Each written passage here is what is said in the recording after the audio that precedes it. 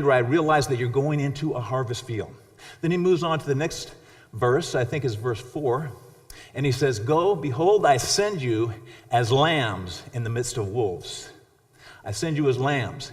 I have a picture of something like that when I think about it, but I know he didn't say sheep. He said lambs, so little baby lambs. If you can picture this, so you get this little lamb, say, "Here you go, little lammy," and here's the wolves out there. Go on, you can go out to the wolves, go ahead. What would you be thinking if you were a lamb? I'm thinking, this is bad news, okay? Okay, but really, if a lamb is going out in someplace dangerous, probably what are they thinking? Where's the shepherd? Where's the shepherd? Where's the shepherd? Because lambs have no means of defending themselves, okay? They're defenseless. And so Jesus is saying, go out there totally dependent on God, totally dependent on me to come through for you. So go out there as lambs. And another thing, I think, when he says that, he's saying you have to go out there and be vulnerable. There's nothing else that you can be if you're going out like a lamb. And that's really kind of the opposite of what we learn in the business world, right?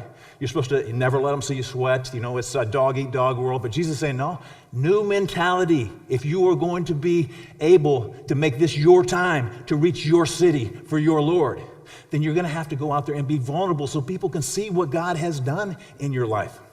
He gives one more final instruction as far as the mentality, and that's found in verse 5, I think. It says, listen to this strange instruction: carry no money belt, no bag, no shoes, and greet no one on the way. So the third thing is this: you have to travel light. Now, I just recently took a 4,600-mile driving trip where I dropped my daughter off in Chicago, and there were 3 adult children with me and my wife. So there was 5 of us in the car for a 4,600-mile trip in a mid-sized car.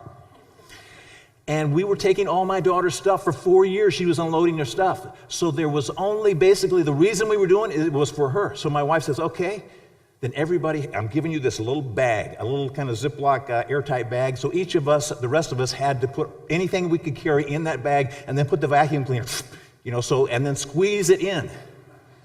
Jesus is saying, okay, if you are going to be successful at this, and I'm taking a gamble trusting you rookies, but if you're going to be successful with this, you're going to have to travel light, meaning you can't have, okay, my house is my life for a while.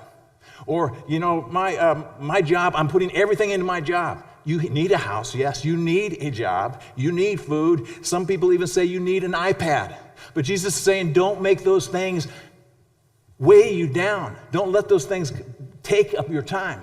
Another thing I think he might be saying is sometimes we get extra baggage from our experiences with other people. If someone hurts us, let's say in the church, or someone does something we don't like or makes a decision we don't like, we carry that around. Jesus is saying, look, now is the time to reach your city for your Lord. But in order to do that, you have to cut loose the baggage.